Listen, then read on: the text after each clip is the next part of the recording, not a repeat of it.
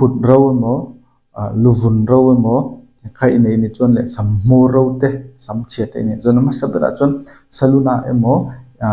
nang mai ni cắt thế này vẫn hay sắm mô ka hắn tận là hắn cắt support là professional ta game proper way in sắm mô sắm chia sắm ka bảy bầu phốt là chọn chung rồi hot oil massage khai thì đồn này hay pre treatment pre-conditioner te pokan de thaya pre-treatment te pokan de thai ne chuan hot oil massage khan iman tu chen hi chau anenga khoi mo jong jong coconut oil masaberin naриал hindin naриал kaneta coconut oil mo amla oil mo khai manga amla oil a hin hei tiang hi kan eta he tiang hi man thaya chuan kha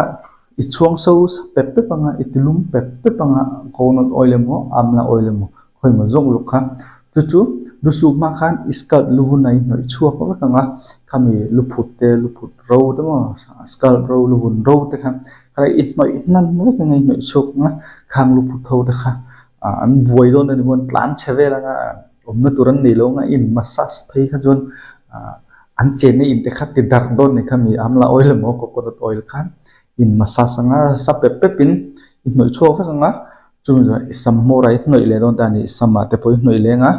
darkar khat ichiang no han shampoo em po my shampoo in isufai le ka nga chung ra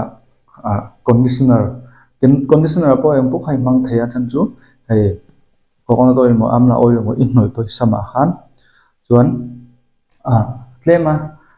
professional shampoo te man to de te in lei thei ni pe jon L'Oreal te Wella te Biblan shampoo te System Professional te Sebastian te po GK te po Kerastase te po kha in mang thaya TG te po in mang thaya kami professional shampoo conditioner in mang thai boka chumi ni lawa hai man to de le kharsa ni jon mild shampoo em po khan in che fa anga chon conditioner po kha em po khan in ke fa in chengam nin nga wel kha chumi jwa tuin in ke fa anga chon